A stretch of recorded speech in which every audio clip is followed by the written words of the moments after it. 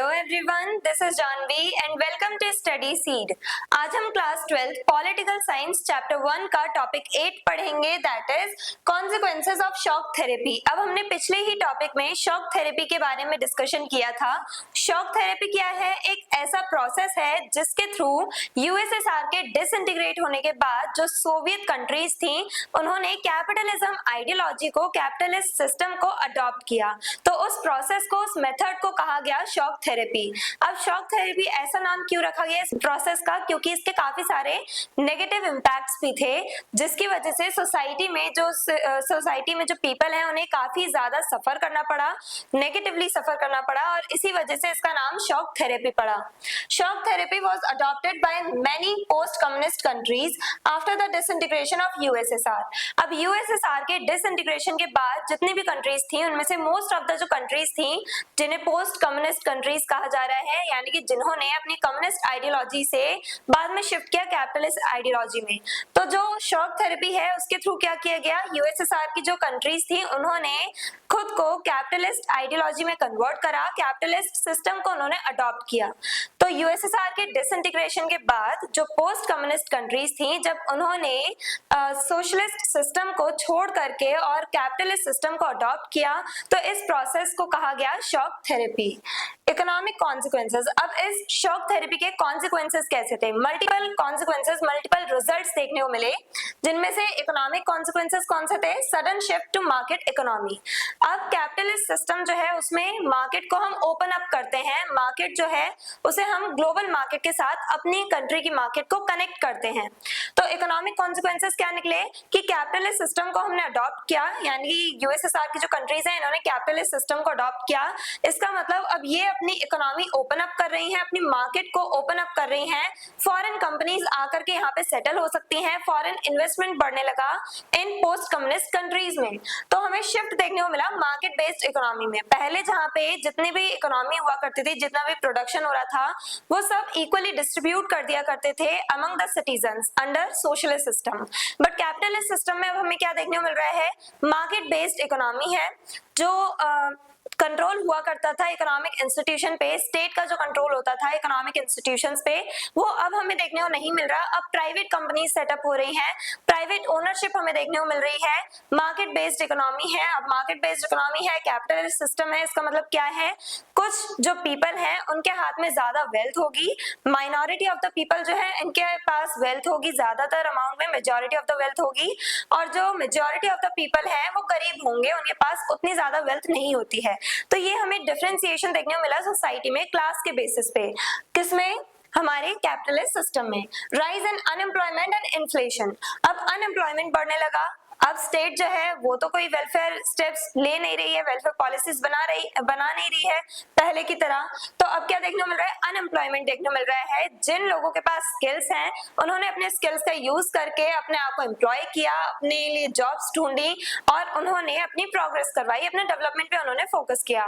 But जिनके पास skills नहीं है, जिनके पास कोई एबिलिटीज नहीं है, या कह लो जो पर्सन अपनी एबिलिटीज को नहीं पहचान पाए वो अनएम्प्लॉयड रह गए, उनके लिए कोई भी काम अवेलेबल था ही नहीं मार्केट में, बड़ी बड़ी कंपनीज में कोई भी पोस्ट उनके लिए अवेलेबल थी ही नहीं।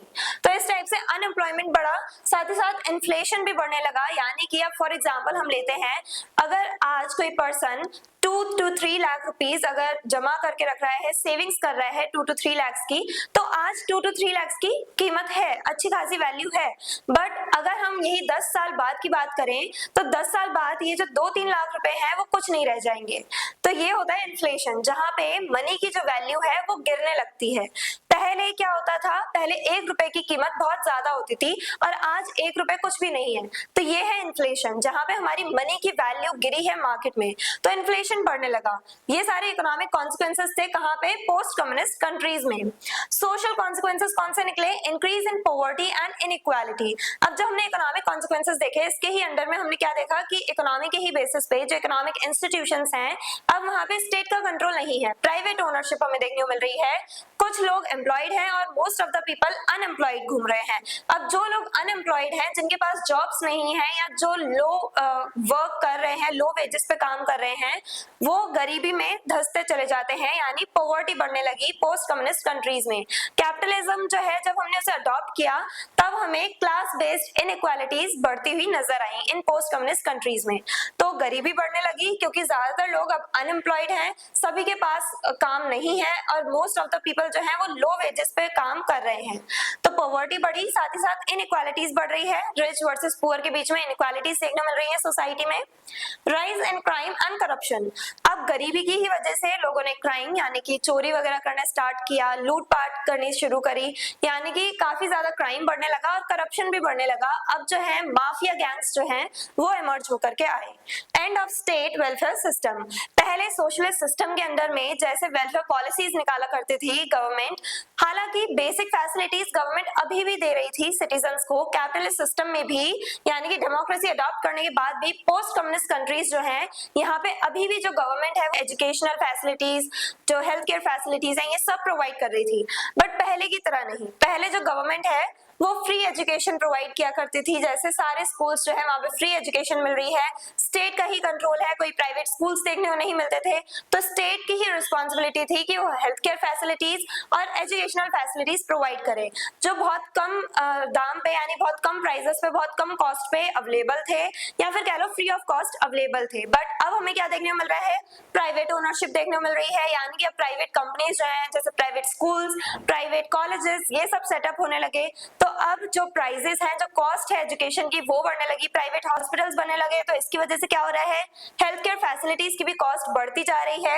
हालांकि स्टेट अभी भी कुछ वेलफेयर प्रोग्राम्स चला रही थी, स्टेट क्या कर रही है, अभी भी कुछ पॉलिसीज बना रही है सिटीजन्स के वेलफेयर के लिए, बट उतने नहीं जैसे पहले बनाया करती थी। और इसी की वजह से ये जो सडन चेंज आया है, पहले जो सिटीजन्स हैं वो कंप्लीटली डिपेंड किया करते थे स्टेट की वेलफेयर पॉलिसीज पे, अब धीरे धीरे स्टेट ने ये पॉलिसीज बनानी बंद कर दी और इसी वजह से सिटीजन्स को बहुत ज्यादा नुकसान हुआ। अब जो डेमोक्रेसी के लिए लोगों ने लड़ना शुरू किया था, इंडिपेंडेंस की डिमांड करी थी सिटीजन्स ने डेमोक्रेसी के लिए, अब उसी डेमोक्रेसी को सिटीजन्स जो है वो अच्छी नजर से नहीं देख रहे थे कुछ कंट्रीज में।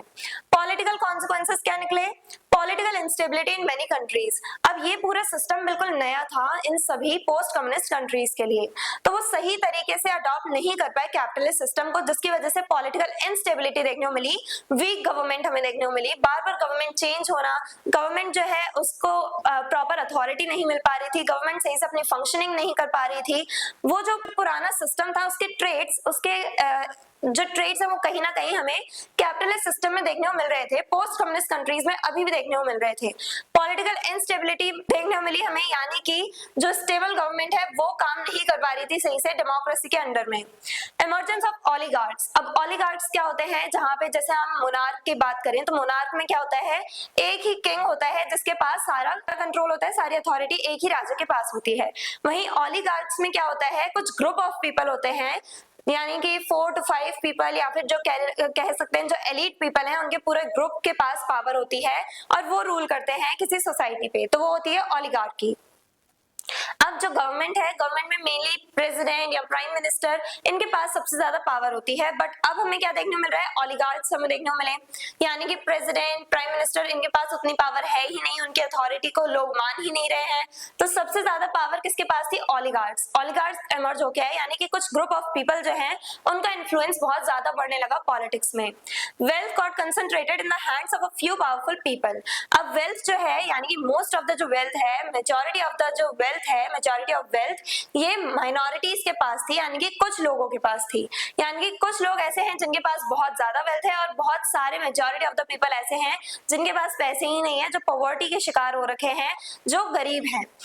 तो रिच वर्सेस पुअर, ये गैप हमें देखने को मिल रहा है अगेन।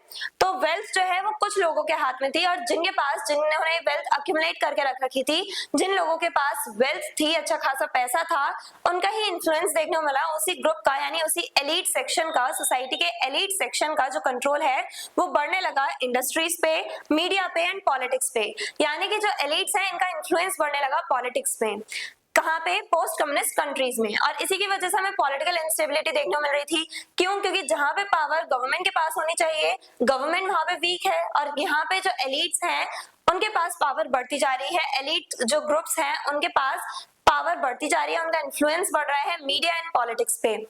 लॉन्ग टर्म इम्पैक्ट क्या निकला शॉक थेरेपी का? लॉन्ग टर्म इम्पैक्ट क्या निकला? Some countries gradually stabilized their economy while others faced economic hardships. अब कुछ कंट्रीज जो है उन्होंने धीरे धीरे, सभी कंट्रीज में हमें मेनली ये सारे कॉन्सिक्वेंसेस देखने को मिले।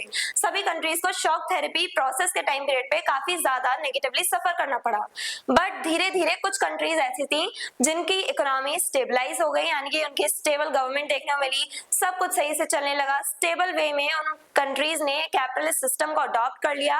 अब वो सही से डेमोक्रेसी को अडॉप्ट कर पाए, सही से डेमोक्रेसी जो है वो चल पा रही है उन देशों में। यानी कि कुछ देश ऐसे थे जहां पे सब कुछ बेटर होता चला गया धीरे धीरे, ग्रेजुअली, यानी कि धीरे धीरे सब कुछ ठीक होता चला गया और उनकी स्टेबलाइज्ड गवर्नमेंट, स्टेबलाइज्ड इकोनॉमी, काफी अच्छी खासी कंट्री उन्होंने मैनेज करनी सीख ली। अपनी कैपिटलिस्ट सिस्टम को सही से उन्होंने धीरे धीरे अडॉप्ट कर लिया। बट कुछ कंट्रीज ऐसी थी जिन्हें अभी भी इकोनॉमिक हार्डशिप्स फेस करने को मिल रही थी, अभी भी कुछ कंट्रीज ऐसी थी जो डेमोक्रेसी को सही से अडॉप्ट नहीं कर पाई थी। तो ये सारी प्रॉब्लम्स फेस करने को मिली पोस्ट कम्युनिस्ट कंट्रीज को। तो शॉक थेरेपी क्या है वो हमने डिस्कस किया, हमने देखा उसके इकोनॉमिक कॉन्सिक्वेंस, सोशल कॉन्सिक्वेंसेस और जो उसके पॉलिटिकल कॉन्सिक्वेंसेस हैं, जो ओलिगार्क्स वगैरह हैं, उन सब के बारे में हमने देखा। यानी ये मेन कॉन्सिक्वेंसेस थे जो हमें देखने को मिले हर एक पोस्ट कम्युनिस्ट कंट्रीज में।